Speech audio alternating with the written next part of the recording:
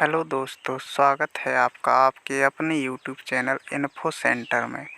और आज हम संख्या पद्धति से कुछ बेसिक टॉपिक्स को समझेंगे।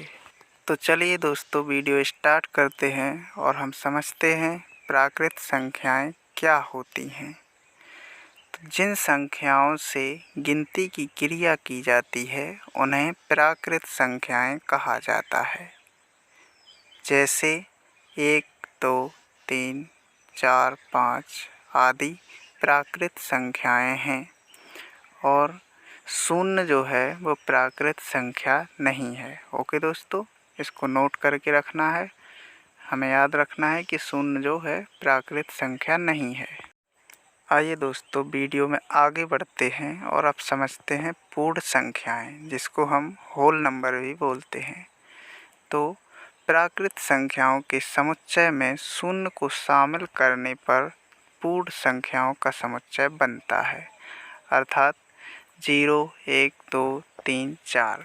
जैसे हमने देखा कि इसमें हमने 0 को और ऐड कर दिया तो ये बन गई पूर्ण संख्याएं। ओके दोस्तों, आगे बढ़ते हैं और देखते हैं सम संख्याएं, जिसे अंग्रेजी में इवन नंबर्स बोलते हैं।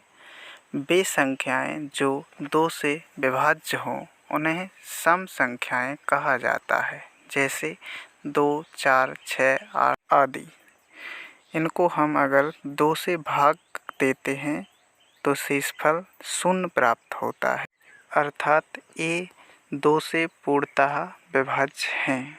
अगला है विषम संख्याएं, जिसे हम इंग्लिश में ऑड नंबर्स भी बोलते हैं। वे प्राकृत संख्याएं जो 2 से विभाज्य नहीं हों उन्हें विषम संख्याएं कहा जाता है। जैसे 1, 3, 5, 7, 9 इत्यादि। तो हम देखते हैं कि अगर इसमें हम 2 से भाग देते हैं तो शेषफल कुछ ना कुछ रह जाता है। इसलिए ये 2 से पूर्णतः विभाज्य नहीं है। अर्थात ये सभी विषम संख्याएं हैं। आगे बढ़ते हैं और देखते हैं ऋण या अभाज्य संख्याएं, जिन्हें हम इंग्लिश में प्राइम नंबर्स भी बोलते हैं। 1 से बड़ी वह प्राकृत संख्याएं जो 1 या अपने को छोड़कर किसी दूसरी संख्या से विभाज्य ना हो, वह ऋण या अभाज्य संख्याएं कहलाती हैं। जैसे 2, 3, 5, 7 इत्यादि। जैसा कि हम देखते हैं, अगर हम इनको 1 या खुद वही संख्या को छोड़कर किसी और संख्या से भाग देते हैं तो इनमें कुछ ना कुछ शेषफल रह जाता है। इसलिए इसे हम अभाज्य संख्याएं कहते हैं। चलिए दोस्तों, आगे बढ़ते हैं और हम देखते हैं यौगिक या भाज्य संख्याएं, जिन्हें हम इंग्लिश में कंपोजिट नंबर्स भी बोलते हैं। वे संख्याएं जो 1 या अपने को छोड़कर किसी दूसरी संख्या से भी पूर्णतः विभाज्य हो जाएं, वह यौगिक या भाज्य संख्याएं कहलाती हैं। जैसे 4, 6, 8, 9, 10। ये वह संख्याएं हैं जो 1 या अपने को छोड़कर किसी भी संख्या से पूर्णतः विभाजित हो जाती हैं और शेषफल कुछ भी नहीं बचता है। इसीलिए इन्हें भाज्य संख्याएं कहा जाता है।